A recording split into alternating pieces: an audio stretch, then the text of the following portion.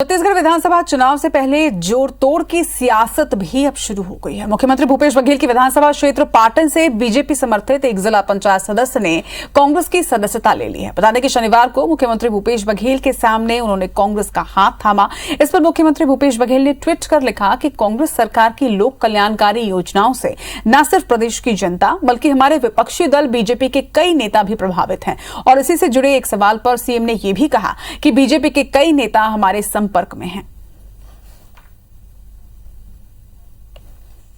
जिला पंचायत सदस्य पाटन के बीजेपी के वो कांग्रेस में शामिल हुए। आपने एक लाइन लिखा ट्वीट में कि बहुत सारी योजनाओं से भाजपा के नेता प्रभावित हो रहे हैं, तो क्या लगता है कि और कुछ भाजपा के नेता कांग्रेस में आ सकते हैं? बहुत सारे लोग संपर्क में हैं। किस तरीके की नेता देते जाइए। और इस खबर पर जरा जानकारी के साथ हमारे सहयोगी सौरभ सिंह परिहार इस वक्त हमारे साथ चल रहे हैं। सौरभ, चुनाव से पहले अब जोड़ तोड़ की सियासत भी सामने आ रही है।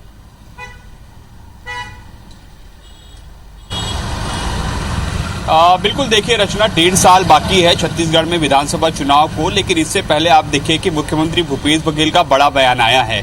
और मुख्यमंत्री भूपेश बघेल ने इसकी शुरुआत जो है अपने पाटन विधानसभा से ही किया है। पाटन विधानसभा के एक जिला पंचायत सदस्य ने परसों जो है कांग्रेस ज्वाइन किया मुख्यमंत्री भूपेश बघेल के समक्ष। और ये जो है बहुत दिनों से चर्चा हो रही है कि कई भाजपा नेता भी जो है कांग्रेस में आ सकते हैं। और इसको लेकर मुख्यमंत्री भूपेश बघेल ने कल स्पष्ट कर दिया है कि कई भाजपा नेता संपर्क में हैं। इसके 4 प्रमुख कारण है जो देखने को मिलते हैं फिलहाल राजनीति में जो कुछ भी चल रहा है। तो सबसे पहले तो यही है कि जो 1.5 साल चुनाव बाकी है, निश्चित रूप से ये बार बार कहा जा रहा है कि वर्तमान जो भाजपा के विधायक हैं या जो जिन्हें पिछले दिनों 2018 में टिकट मिली थी, उनको इस बार टिकट मिलना जो है संभव नहीं है, क्योंकि जो केंद्रीय आला कमान है भाजपा का, वो जो है इस पर लगातार रिसर्च किया है और ये कह रहे हैं कि नए चेहरे के लिए, नए विधायकों को लाने की बात, जो नए विधायक के प्रत्याशी हैं उनको टिकट देने की बात हो रही है। दूसरा सबसे प्रमुख आप देखिए कि आरएसएस ने भी जो है मुख्यमंत्री भूपेश बघेल की सरकार की कई योजनाओं की जो है खुले तौर पर तारीफ की है। तीसरा सबसे महत्वपूर्ण बात कि जिस तरीके से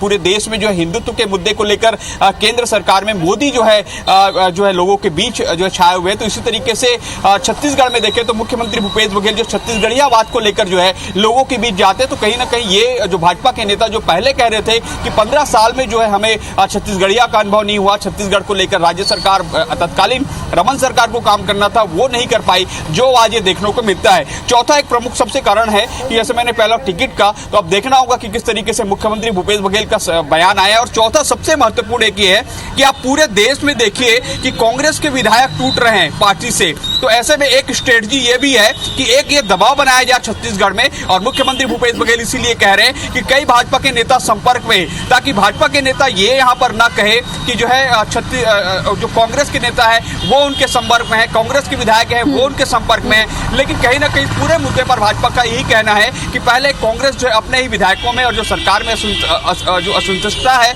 उसको वो बचा ले, उसके बाद जो है ये बात जो है मुख्यमंत्री भूपेश बघेल कहे। लेकिन मुख्यमंत्री भूपेश बघेल ने एक दाव जरूर जो खेल दिया है, एक बड़ा बयान दिया है। अब देखना होगा कि आने वाले दिनों में कौन कौन से नेता संपर्क में है। और जैसे हमने ये कल जो है मेरा ही सवाल था, इस पर IBC 24 ने ही सवाल पूछा था, तो मुख्यमंत्री ने स्पष्ट तौर पर कहा है कि कई नेता संपर्क में। मैंने पूछा कि और कौन किस किस तरह के नेता है, तो बोले देखते रहिए। तो हो सकता है कि आने वाले समय में जो पूर्व विधायक हो, जो जिला पंचायत सदस्य हो, जो जिला अध्यक्ष हो, तो ये तमाम बड़े जो नेता है वो आने वाले दिनों पर कांग्रेस ज्वाइन कर सकते हैं।